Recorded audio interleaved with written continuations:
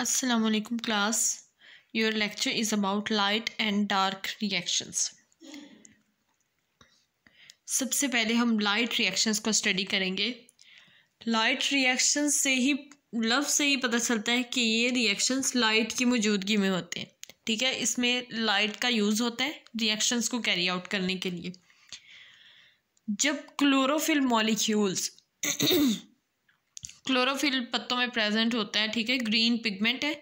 जब इसके मॉलिक्यूल्स जो हैं क्लोरोफिल मॉलिक्यूल्स वो लाइट को ऑब्जर्व करते हैं। लाइट कहाँ से आ रही है?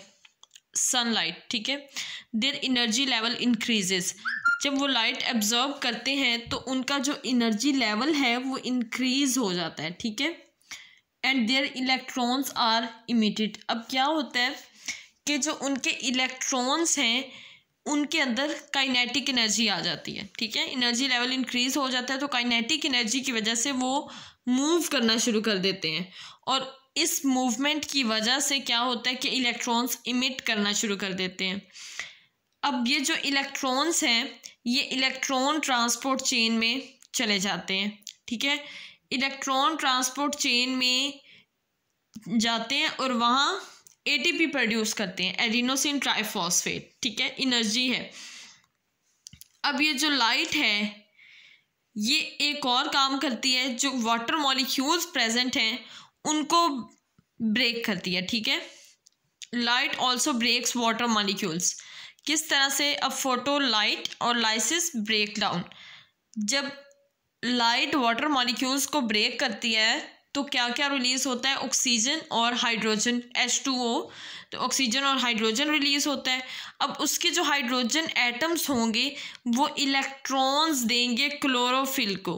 ठीक है, और आयंस बन जाएंगे। जब वो इलेक्ट्रॉन्स देंगे क्लोरोफिल को तो वो आयंस बन जाएंगे। अब ये जो क्लोरोफिल के अंदर इलेक्ट्रॉन्स हैं जो हाइड्रोजन से मिले हैं, ठीक है, एटीपी प्रोडक्शन के बाद और hydrogen ions of water are used for the reduction of NADP into NADPH। ठीक है, क्या होता है? The electrons of chlorophyll after the production of ATP and the hydrogen ions of water are used for the reduction of NADP positive into NADPH। ठीक है, reduction में क्या होता है? गेन करते हैं। ठीक है, हाइड्रोजन एटम को गेन करते हैं। NADP पॉजिटिव क्यों है? क्योंकि इनके पास क्या है?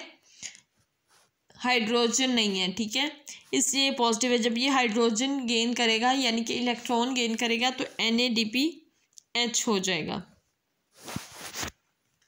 नेक्स्ट है डार्क रिएक्शंस। डार्क रिएक्शंस को केल्विन साइकिल भी कहते हैं।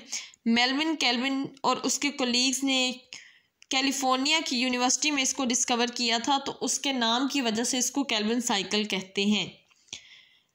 अब इसकी जो समरी है उसको भी केल्विन साइकिल कहते हैं। ठीक है, CO2 मॉलिक्यूल्स आर कंबाइंड। अब वो जो CO2 मॉलिक्यूल्स हैं वो 5 कार्बन कंपाउंड्स से मिल जाते हैं 2 टेम्परेरी 6 कार्बन कंपाउंड बनाने के लिए। ठीक है, CO2 मॉलिक्यूल्स 5 कार्बन कंपाउंड से मिलते हैं to form 2 temporary 6 carbon compounds, each of which splits into 2-3 carbon compounds. ठीक है, 2-3 मतलब कि 3 कार्बन कंपाउंड्स जो हैं उनमें स्प्लिट हो जाते हैं। The 3 carbon compounds are reduced to 3 carbon carbohydrates. 3 carbon compounds जो हैं वो 3 कार्बन कार्बोहाइड्रेट्स में रिड्यूस हो जाते हैं by using ATP and hydrogen. ठीक है, ATP को यूज़ करते हैं एंड हाइड्रोजन फ्रॉम NADPH। अब NADPH क्या है? इसके अंदर हाइड्रोजन इसने रिड्यूस किया था, NADP पॉजिटिव से NADPH बना था। अब इसके पास है हाइड्रोजन। ठीक है, अब इस हाइड्रोजन को ये यूज़ करेगा और ATP को। The 3 carbon carbohydrates are use to manufacture glucose. The 3 carbon carbohydrates are also used to regenerate the original 5 carbon compounds. This step also utilizes ATP. इस तरह से ये जो स्टेप है ये जो स्टेप्स है ये रिवर्स होना शुरू हो जाएंगे, फिर से वही काम होगा। पहले 5 कार्बन कंपाउंड बना है, इस ये CO2 से मिलेगा, 6 कार्बन कंपाउंड्स बनेंगे, फिर 3 कार्बन कंपाउंड्स में स्प्लिट हो जाएंगे, ठीक है। इसकी नेक्स्ट समरी होगी, एक साइकिल होगा, वो हम नेक्स्ट स्टडी करेंगे।